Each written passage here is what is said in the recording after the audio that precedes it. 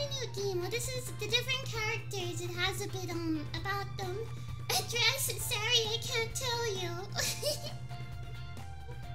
I can't tell you. I saw one of them says almost Snail, I think. I think Snail was in one of their names. Shelby Snail, that's the one! He's a snail!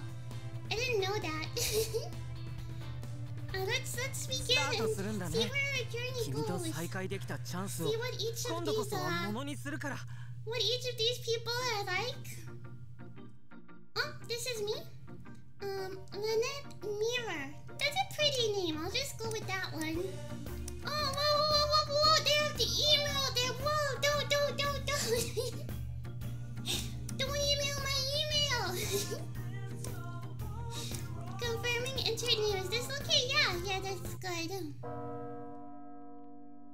I will watch in third-person perspective. It is not me. Most people are familiar with the idea of Cupid. This heavenly music. Cupid is the god in charge of helping people fall in love. Taking a golden bow and arrow, aiming down from the land of the gods to connect people together and shoot them. They left out the part that she shoots people, you know, and that might be a problem, you know. I don't know if people like getting shot, but why has Cupid come down to join the world of humankind? Automate presents in cooperation with the Cupid Corporation. Is that why there was an arrow beep? Oh, okay, see, it's fine as long as they say that. The copyrights, you know, Cupid Parasite. Let's get started. I like it. Heart emotes already. October 1st, 11 AM. Workshop Suite, Cupid Corporation. This is a pretty office. I settled my nerves and opened up the door when I was immediately greeted with a blast of mist. Cough, cough. What was that? I thought you could use a little moisturizing. Everyone should keep a bottle of hydrating mist on them at all times. Hydrating mist? What on earth are you talking about? I mean, it's Cupid, she is magic, so I mean, does she need hydrating mist? What are you doing here? Oh no, beep. Hey, you're Anne Melville, right? You stole my girlfriend. What is happening? I hate that word stole. It was more like sharing and it was completely consensual, trust me. She sounds shady, alright. Stealing, borrowing? That tree kinda reminds me of Yggdrasil, not the one from Norse mythology, of course. More like... I guess we're getting a quick glimpse into their personalities. I like his introduction, just nothing. Instant favorite. They say nothing and you know they're gonna be good. Just kidding. I just like the introduction. You may begin whenever you're ready. Of course, so everyone, thank you all for fitting us into your busy schedules to meet with us today. Oh, the other girl's pretty too. Oh, wait, I'm covering her. There. I'm still covering her. Oh no. She's pretty, trust me, she's pretty. I am Miss Mirror, and as of today, I am your personal bridal advisor. And my name is Owen Harriot, and I'll be acting as a representative. A representative? But you're already Mr. Snail's secretary, aren't you? I am indeed, but today I'll also be fulfilling the role of representative? A representative. Why did I say representative? I can't say the word. A representative for dating. Let's move on, shall we? Yeah, I don't know if it's a strong suit by the way he sounds. Right. Well, I'm so glad we've got a beautiful day to start off on this new platinum. You're doing great, sweetie. Just keep going. So prior to officially entering you into our referral system, we'd like to create... we need to give you a sort of nickname. That's right, it doesn't really matter what it is. We just need to have one. Well, Clarice, it does matter a little bit. We want to get them off to a good start so we don't hurt their chances of success. If you keep stuttering and stalling, it'll be dark before you finish. If you're not willing to say it, I will. Internally, we've been referring to you as the Parasite 5. The fact is, if you all don't fix your distorted views on love, then you're all hopeless. She just gave it to them. Whoa! There she is. Maybe you can see her a little better now. Maybe I should be on the other side. We'll see, but that'll cover the writing. Clarice, shush, that's way too direct. Everyone knows about Cupid. Cupid, the goddess of love. This art is so nice. I just love the art in like visual novels and otome games. They're on another level. So pretty. Even the font is pretty. How do they do it? I guess we have an opening scene. Let's hope this opening scene does not involve copyright, or else it may be cut. We'll see. So these are the different ones. The obsessed. I guess they all sort of have their own nicknames. The glamour.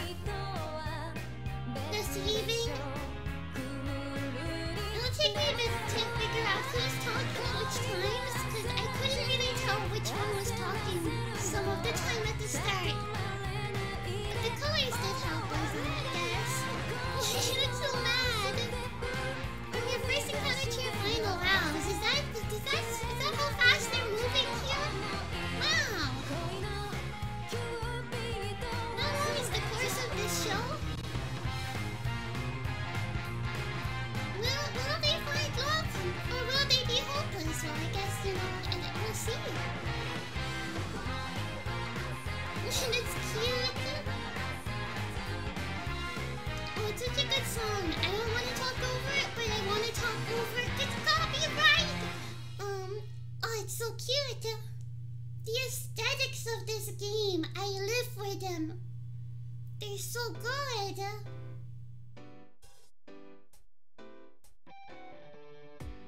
And that's us. Fate's Call, a promotion? Where are we going to? Are we in the heavens now? What's happening to Cupid? Do you want to know? I guess I do want to know. Cupid is the god in charge of helping people fall in love. And in Lost York, one company has taken up the mantle of that namesake. Oh, Cupid Cafe! Whoa! And they have, look at the dresses! The Cupid Corporation and the flowers in the car. It's a marriage consultation company at the forefront of Lost York's hottest trends. And that's where I work. I guess you might call me a modern day Cupid.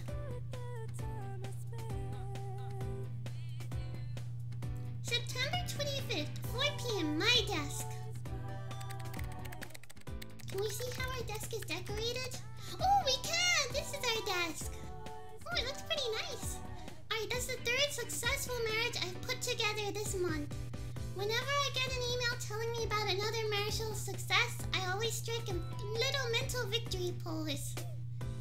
My work involves bringing people together to help them fall in love, well, more specifically, to help them get married. My biggest job duty is as a bridal advisor. Normally, people think of bridal advisors as people who help a wedding go smoothly. But at Cupid Corp, we act as marriage matchmakers. The Cupid Corporation, or Cupid Corp for short, has a company slogan: from your first encounter to your final vows. I wonder how long this process takes.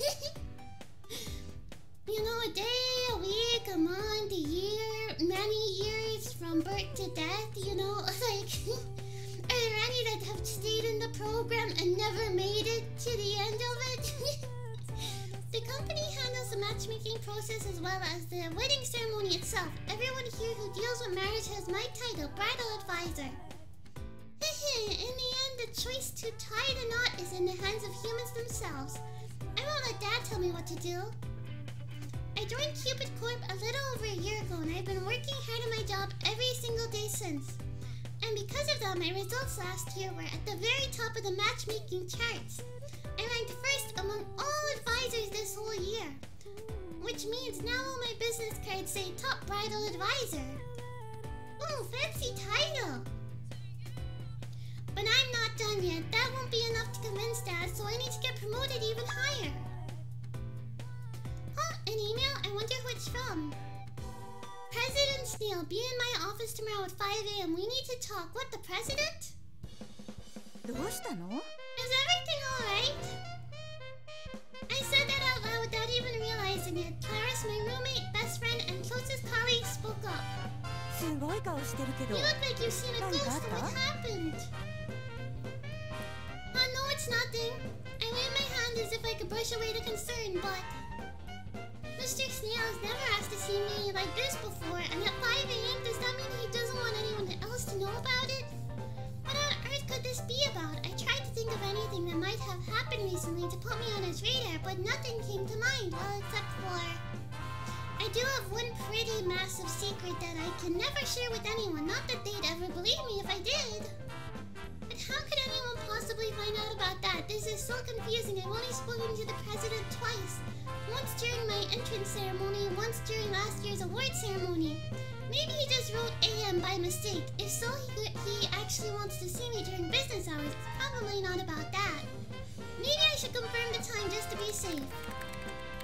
Understood. Regarding the meeting, did you write 5 AM by mistake, or should I be here at 5 in the morning? I know how busy you must be, so I apologize. But if possible, could you please confirm the time? But maybe he really did mean 5 AM. Writing an email to the president is so nerve-wracking. Oh, I'll send.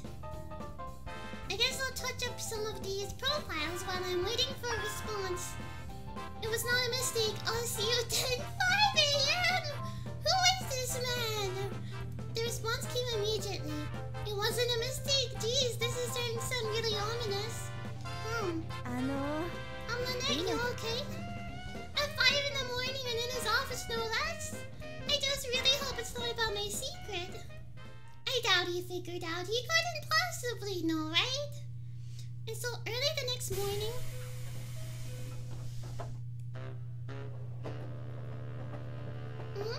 We on our way? Oh, this is pretty nice looking. Yeah, I got up and got ready for work, making sure not to wake Clarice up in the process. I spent all night thinking about what the meeting might be about. I hardly got any sleep at all. I woke up late, so I didn't have time to put on my makeup properly. I'll just have to touch it up before the office opens. I couldn't stop thinking about it all day yesterday, but I still have no idea what he might want to talk to me about. I hope he's not planning to fire me out of nowhere or something. I'm so nervous. He can't fire us. It's only the first day of the game. I moved through the still slumbering city and soon arrived at the building's main doors. Of course, reception wasn't open yet, so I went around back to the employee entrance. It almost felt like I was sneaking in. And now I'm headed to the top floor to meet with Mr. Snail. I love that he's called Mr. Snail. I wonder if he'll be slow. There you are. When I entered the office, Shelby Snail, president of the Cupid Corporation, is waiting for me. Hello, sir. Please don't fire me. I didn't do anything wrong, okay? I didn't do anything. I might have burned some divorce papers because I wanted our business to seem successful when it really wasn't. I swear though, I didn't do anything. It was for the greater good of the company.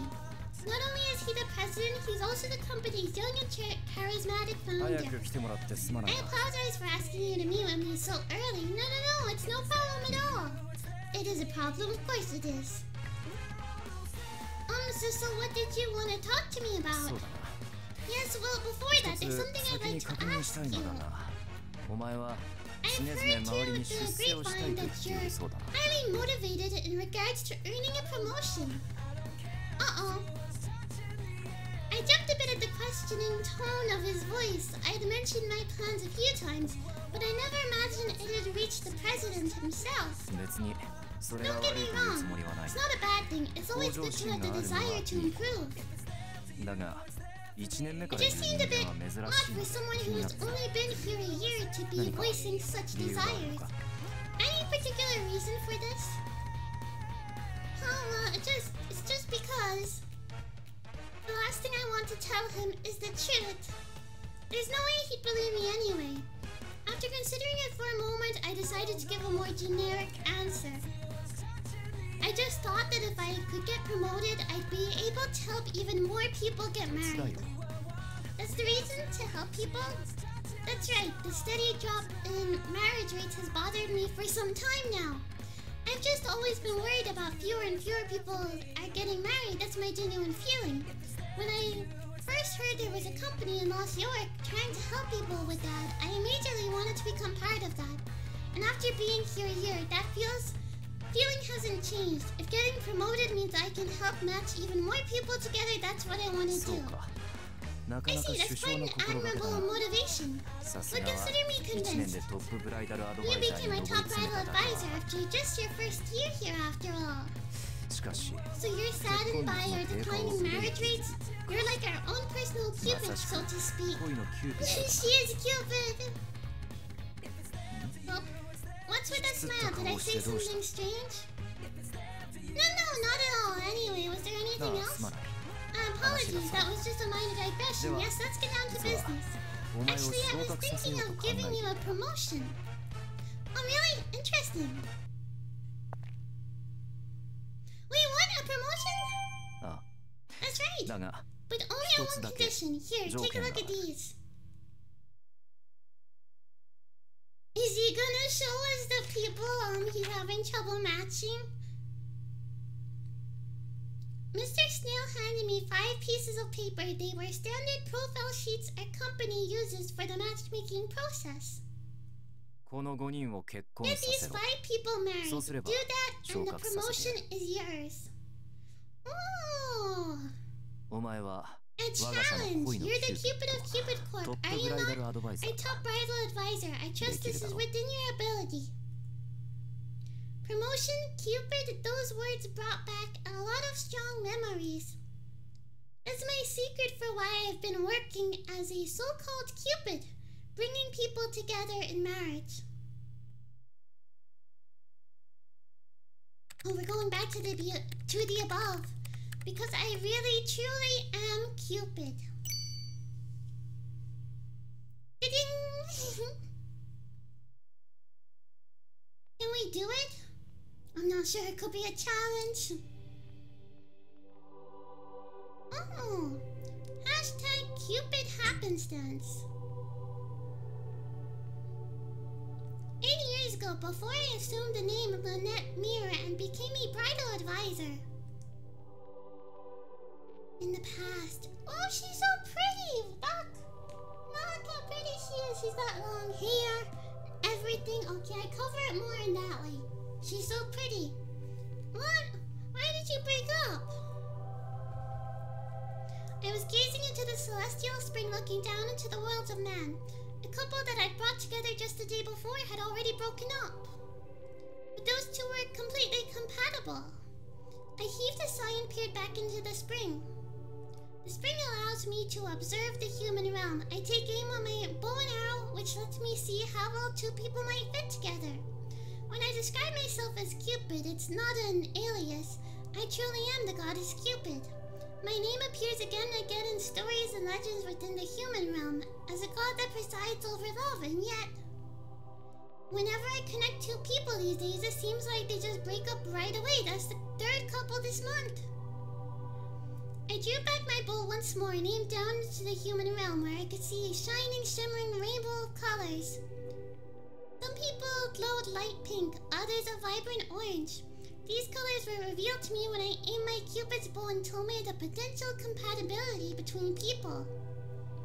Gazing at the colors, I would loose my arrows into my two chosen targets to make them fall in love. That was my divine duty, and I did it for ages. Why is it gotta be so hard? Cupid, why are you out here sighing to yourself? Huh? When I turned around, Lord Jupiter was standing there before me. He's a fancy mask. No reason. Is that so? Without another word, he just turned around and walked away. Geez, that scared me. Lord Jupiter, the omnipotent god of all gods. He stands atop the Deconcentus, the 12 Olympian gods that preside over all the others. In other words, he's the most important god there is. The lower gods rarely get a chance to ever speak to any of the Deconcentus. I'm a lower god myself, but I'm lucky enough to have a connection with 3 of those 12 gods, but I still had never spoken with Jupiter before. He's definitely intimidating, that's for sure. He never says much and rarely shows his emotions. He's just got a scary vibe, like he might hit you with a lightning bolt if you look at him funny. Anyway, I guess I should get back to work. I grabbed my bow and arrow and peeked into the spring one more time. I was hoping to find a couple that might last a bit longer this time. Cupid, thank goodness I found you. Just as I was getting ready to draw back my bow, a divine soldier called out to me. Divine soldiers are the military personnel who protect Celestia. The Deconcentus love-making totally unreasonable demands of them. My apologies. I keep stumbling when I get to the word Deconcentus. Lord Mars is looking for you. My dad? You were supposed to meet with him, aren't you? He's furious that you've been keeping him waiting. Alright. I need to learn how to pronounce that one word. I hurried off to find Dad, and when I did, he was just as angry as I expected. Cupid.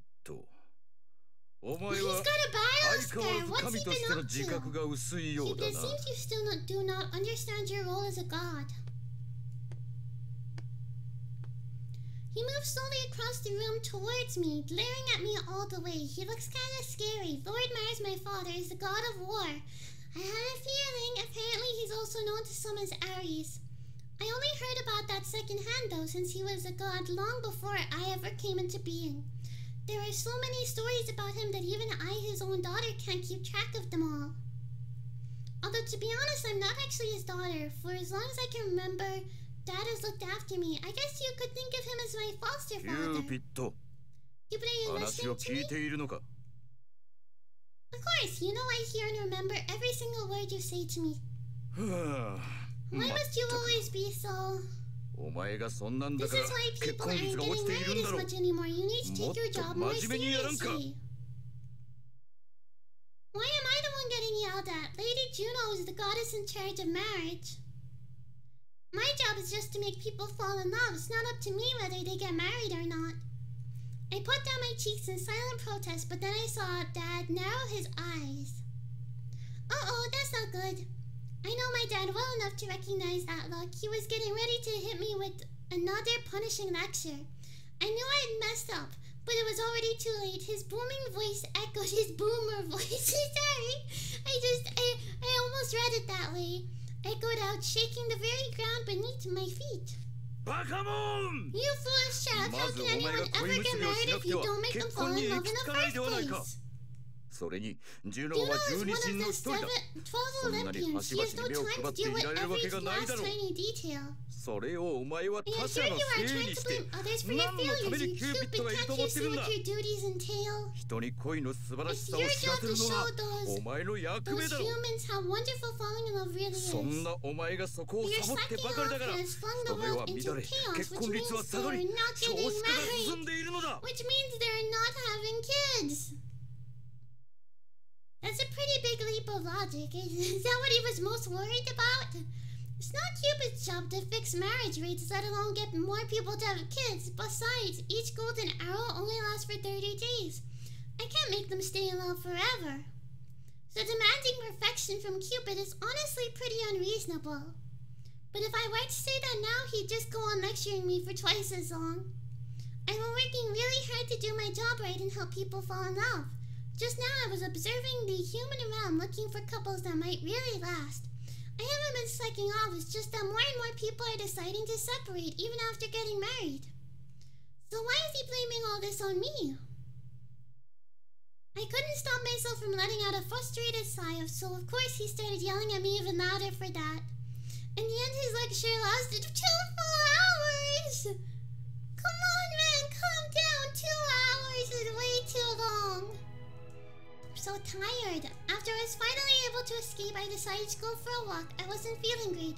He told me to stop complaining and get back to connecting people together, but I just wasn't in the mood. But I didn't feel like going back to my room either, so I just started walking around aimlessly. At times like this, Celestia can be kind of annoying. There really isn't much else to do besides walking around. Eventually, I saw my aunt come towards me. She's one of the 3D consensus I regularly see. Lady Minerva, goddess of war and the arts. I call her my aunt, but just like with Dad, we're not actually blood related. Hey there, Cupid, what's with the long face? A beautiful girl like you shouldn't walk around looking so sad. So I'm supposed to look happy? I just cry on the inside. She's wearing that weird hat again. What's it called? A cow's boy's hat or something? Aunt Minerva had always been obsessed with hats from the human realm and loved teaching me the different hat names. Wait, let me guess. Maris chewed you out again. I'm right, aren't I? Maybe. Yeah, he's mad at me because humans aren't getting married as much anymore. Oh, but isn't marriage Juno's domain? Yeah, I thought I was taking care of the matchmaking side of things pretty well, but I thought of Dad's lecture again and couldn't stop myself from frowning even harder. Having a military father must be pretty tough, huh? Did he start crowing about how hard he had it during the Trojan War? I could only nod silently. She was right, naturally. Dad just loved bringing up those old war stories of his. I'm one of the younger gods, but Dad has been around for thousands of years now. In other words, he's kind of an old fogey. But since he has so much knowledge and experience, he can basically talk forever. Minerva could see how sick and tired of everything I was and let out a friendly giggle. So why don't you come back to my room and we can sit and chat for a bit. Alright, we'll get some help from her. I will end off here though because we've gone on for quite a while. It's very fun though. I love the art style. The story's interesting as well. We're a god, but we came down to prove our abilities, I guess, to our dad, which is pretty cool. I'm looking forward to meeting more of the characters. Thanks for watching, everyone. I hope you all have a wonderful day, and I will see you again next time. Swoosh! 3, 2, 1, poofos!